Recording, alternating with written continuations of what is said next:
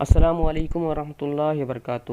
پیارے بچوں، آج ہم آپ کو بتائیں گے کہ حضرت ابراہیم علیہ السلام کا اعلان توحید، یعنی حضرت ابراہیم علیہ السلام اعلان توحید کیسے کرتے ہیں اور کس بادشاہ کے زمانے میں حضرت ابراہیم علیہ السلام پیدا ہوئے تھے۔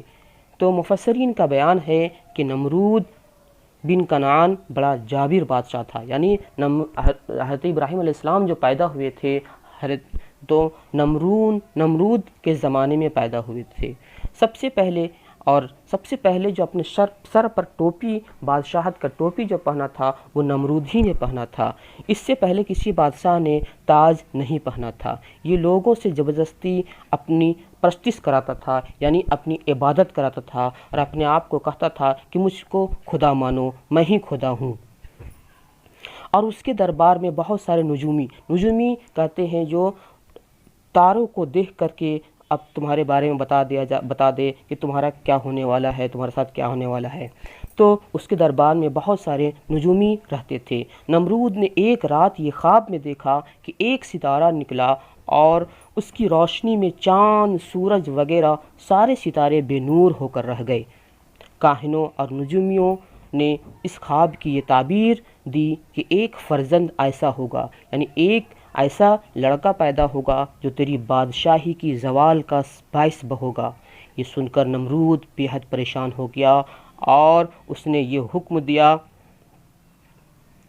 کہ میرے شہر میں جو بچہ پیدا ہوگا وہ قتل کر دیا جائے، اور چنانچہ ہزاروں بچے قتل کر دیے گئے، مگر تقدیرات الہی کو کون ٹال سکتا ہے۔ اسی دوران حضرت ابراہیم علیہ السلام پیدا ہو گئے اور بادشاہ کے خوف سے ان کی والدہ نے شہر سے دور پہاڑ کے ایک غار میں اس کو چھپا دیا۔ اسی غار میں چھپ کر ان کی والدہ روزانہ دودھ پلایا کرتی تھی، اور بعض مفسرین کا قول ہے کہ 7 برس کی عمر تک، اور بعضوں نے تحریر فرمایا ہے کہ 17 برس تک آپ اسی غار میں پرورش پاتے رہے۔ تو پیارے بچوں، پتہ چلا کہ حضرت ابراہیم علیہ السلام نمرود بادشاہ کے زمانے میں پیدا ہوئے تھے۔ میرے پیارے بچوں، پھر اس زمانے میں عام تر لوگ ستاروں کی پوجا کیا کرتے تھے۔ ایک رات حضرت ابراہیم علیہ السلام نے ایک آسمان میں تارا کو دیکھا، تو قوم کو توحید کی دعوت دینے کے لیے آپ نے نہایت ہی اچھے انداز میں لوگوں کے سامنے اس طرح تقریر فرمائی کہ اے لوگو، کیا ستارہ میرا رب ہے؟ پھر جب وہ ستارہ ڈوب گیا تو آپ نے فرمایا کہ ڈوب جانے والوں میں سے میں محبت نہیں کرتا۔ پھر اس کے بعد جب چمکتا چاند نکلا تو آپ نے فرمایا کہ کیا یہ میرا رب ہے؟ پھر جب وہ بھی غروب ہو گیا تو آپ نے فرمایا کہ اگر میرا رب مجھے ہدایت نہ فرماتا تو میں بھی انہی گمراہوں میں سے ہوتا۔ پھر جب چمکتے دمکتے سورج کو دیکھا تو آپ نے فرمایا کہ یہ تو ان سب سے بڑا ہے، کیا یہ میرا رب ہے؟ پھر جب یہ بھی غروب ہو گیا تو آپ نے فرمایا کہ اے میری قوم، میں ان تمام چیزوں سے بیزار ہوں جن کو تم لوگ خدا کا شریک ٹھہراتے ہو، یعنی جن کی تم پوجا کرتے ہو ان کی ہم عبادت نہیں کر سکتے۔ یعنی اس زمانے میں لوگ چاند، ستارے اور سورج کی پوجا کیا کرتے تھے۔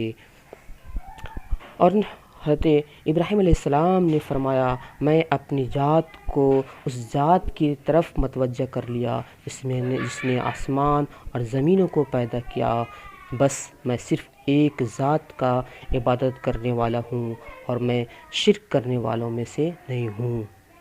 پھر ان کی قوم ان سے جھگڑا کرنے لگی تو آپ نے فرمایا کہ تم لوگ مجھ سے خدا کے بارے میں جھگڑتے ہو، اس خدا نے تو مجھے ہدایت دی ہے اور میں تمہارے جھوٹے معبودوں سے بالکل نہیں ڈرتا۔